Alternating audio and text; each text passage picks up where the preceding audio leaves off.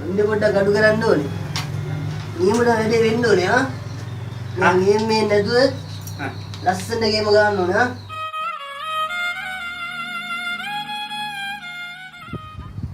අයියේ මේ ඉස්සර කොණ්ඩේ කපනකොට හරිද?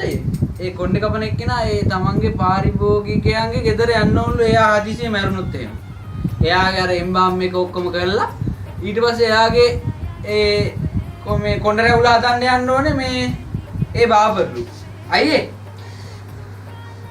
ඔව් නින්දමල් මේ හඬව මොකද මල්ලි දැන් කිව්වේ? ඉස්සර මේ හදිසියෙ එයාගේ පාරිභෝගිකේ හදිසියෙ මැරුණොත් එහෙම එයාගේ කොණ්ඩේ රැවුල කපන්න යන්න ඕනේ ඒ බාබර්ලු එයා එම්බාම් කරාම.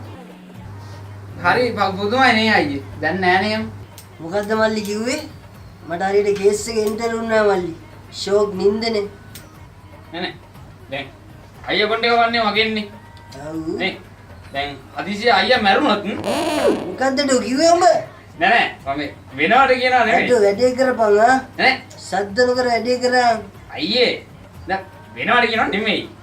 හදිසියෙ දැන් අයියා මගෙන්නේ කපන්නේ කොණ්ඩේ. ඔව්. අයියා මැරුණා. මොකද්ද බං උඹ කියන්නේ? අයියා මැරුණොත් එම්බාම් එකෙන් පස්සේ බාබර් හැටියට අයියගේ බාබර් හැටියට අයියගේ කොණ්ඩේ මේ රැවුල ඩිංගිත්තයි ඔව්. හදන්න අයියගේ මල ගෙදරට එන්නේ මම.